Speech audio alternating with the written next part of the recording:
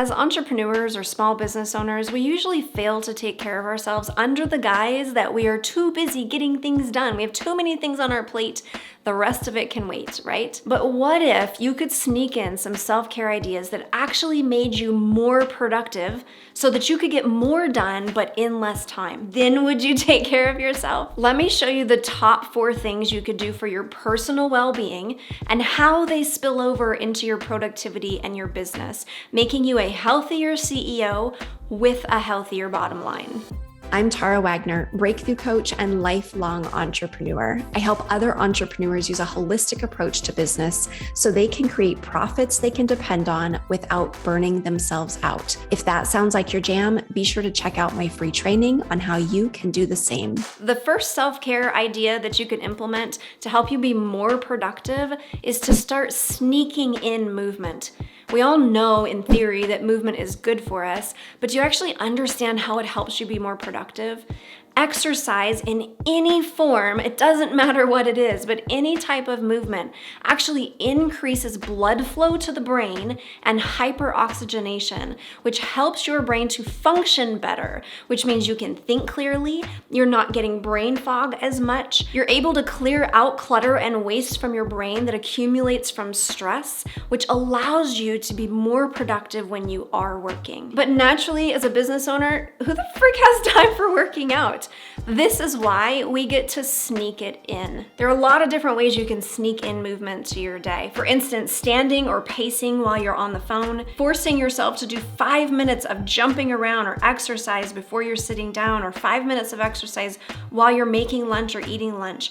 Walking to the farthest bathroom instead of taking the quickest route, doing things like squats at your desk or in the kitchen, push-ups on the counter, or again, at your desk.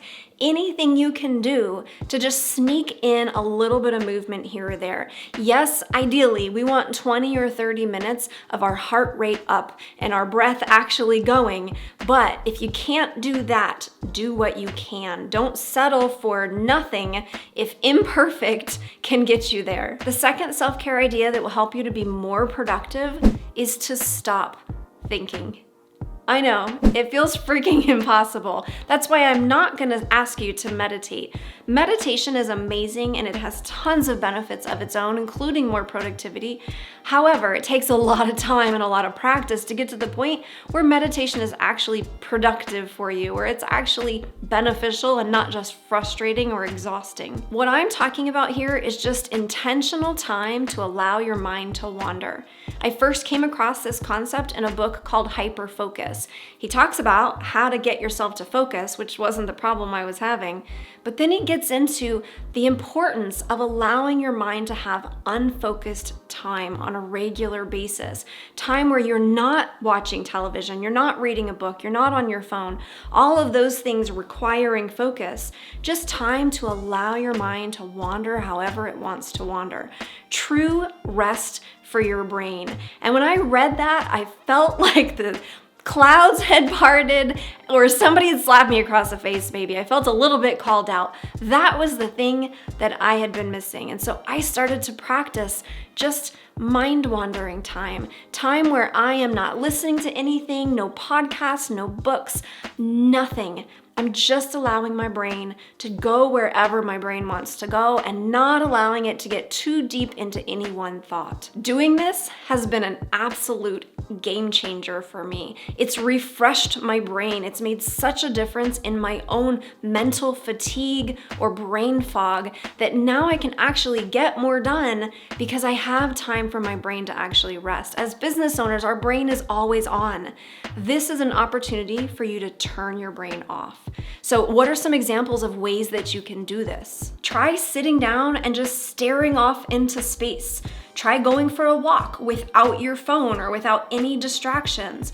Maybe even do some light cleaning or organizing if that sort of thing actually helps you to unfocus your brain. Or really what I've found is that it's anything that gets you into your body, like dancing or movement. Anything that can get you out of your mind but get you physically doing something will allow your brain to kind of check out and just go and do its own thing. In an era of hyper connectivity and overstimulation, inflation, and so many things going on, and especially as a business owner, when you're never fully turning it all off, this right here will be a game changer for your productivity. I promise you, you're gonna feel so much more refreshed, so much more able to get in and do your work productively when you've actually allowed your brain to rest. Because not thinking can feel so hard for some of us, if you have any ideas of ways that you allow your brain to just wander around and not focus on anything, can you comment below with those ideas? Because I feel like they're gonna help a few people out.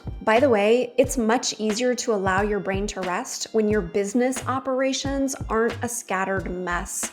And that's where I get to plug my favorite tool for taking things off my brain, CLICKUP. CLICKUP is a productivity tool that allows you to organize your entire business and all its tasks in one place, replace half the tools you currently use, but costs less than any one of them. And it scales with you from solopreneur to a thriving team. So you're not having to change project management systems down the road.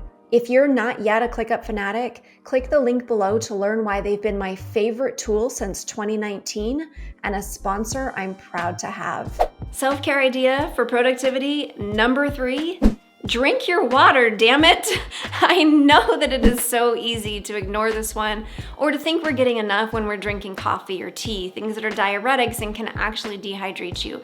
So what I want to do to really drive home the importance of hydration when it comes to productivity is read you some very fascinating stats. You ready for this? So first of all, a 1% drop in hydration can lead to a 12% decrease in productivity, and a 3 to 4% drop can lead upwards to a 50% decrease in productivity. This is all according to the research.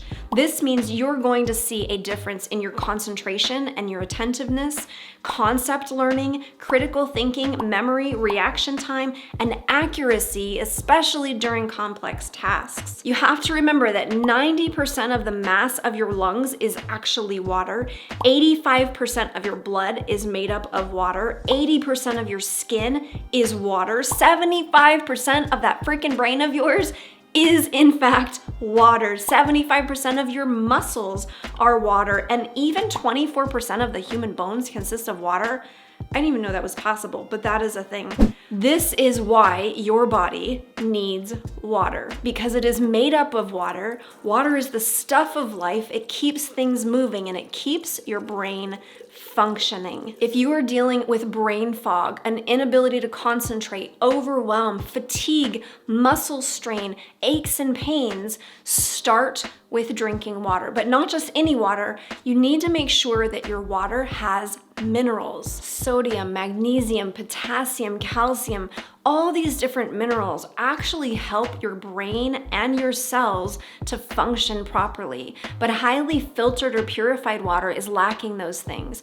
And when you are not drinking water with minerals, with electrolytes, which is what all of these minerals are, when you're not drinking water with enough minerals, the water will actually either not be retained by your body, meaning you're not getting the hydration and it's just going right through you, or in some cases can actually start to leach these minerals from your bones, because water requires minerals in order to function in your body, in order to bind to other things. So it's gonna bind to these minerals wherever it finds it, even if that's in your body. Now, there is some debate as to how serious that can be, whether or not it's gonna take out trace amounts or amounts that could be detrimental.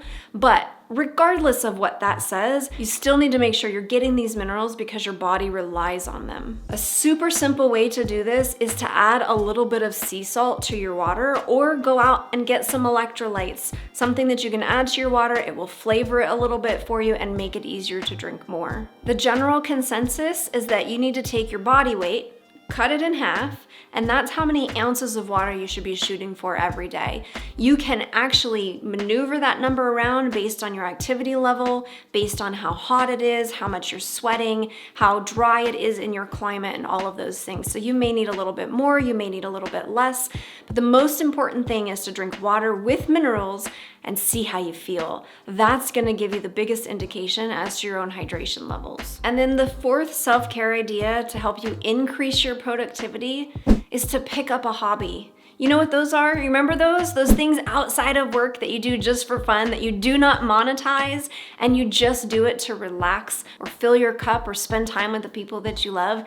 Yeah, those are the things that you need more of if you want to be more productive at work. All work and no play does not just make Johnny a dull boy, it also makes him a freaking psychopath and a very exhausted business owner who can't get anything done, who keeps wondering why nothing is working. It's not working because we're not working in the most productive, effective, efficient way possible, because we're running on empty, because we're not filling our cup with things that we love to do just for us. I think we all know that this is true. We've all felt the impact of going on vacation and then coming home and having the best week ever in our work because we're so energized. But just in case you don't realize, I actually pulled up an article from Fast Company that pulls in a bunch of ways that research has shown that hobbies can actually make us more productive. So let me read some of those to you. A professor in the late 1950s found that the most successful scientists, which included 4 Nobel laureates, were more likely to engage in hobbies involving imagination, hands-on activity, art, and music. So these most productive people were also the ones having the most fun. Different types of hobbies have been linked to different outcomes as well. Doodling can improve your memory by 29%. I don't know who doodles as a hobby, but it could be a thing. People who read books have more activity in the part of the brain associated with language and intelligence. So if you need to be smarter in your business, maybe pick up some more novels. And working out, cardiovascular exercise improves cognition and mental performance, like what we were saying before in number 1. Creative hobbies have been shown to enhance performance and problem-solving abilities, and one study from San Francisco found that people who often engaged in a creative activity scored 15 to 30% higher on performance rankings. Performance. So the whole point here is the more fun you have, the better work you can do. Not only does having a hobby recharge you, but it also gives you more ideas. Anytime you're feeling creatively tapped out and you go and put yourself into different scenarios outside of your norm, outside of your niche, outside of your industry, but just start getting exposed to other things, it's when your brain starts to come up with the most innovative, cool ideas, whether this be for content, marketing strategies, ways to connect with people, whatever it might be. The more you put yourself in the path of cool things, the cooler ideas you're gonna have for yourself. But mostly, I think it just helps you to feel like a well-rounded, healthy person with a life outside of their work. And when you feel good, you can just start to do good. The better we feel, the better things tend to go. This was definitely the case for my husband and I. We set the intention going into this year that we were gonna have more fun. We were gonna have a life again. And so we picked up new hobbies like archery. We're having more game nights with friends. We're doing things that fill our cup, that get us out, that get us unfocused on our business so that we can feel recharged. And we have found that it has made the biggest difference in our productivity and our effectiveness in what we're doing in our business. So if you have to choose between any of these, well, I would probably say choose the water because your body really relies on that. And I don't want you creating the health issues that I created with my first business.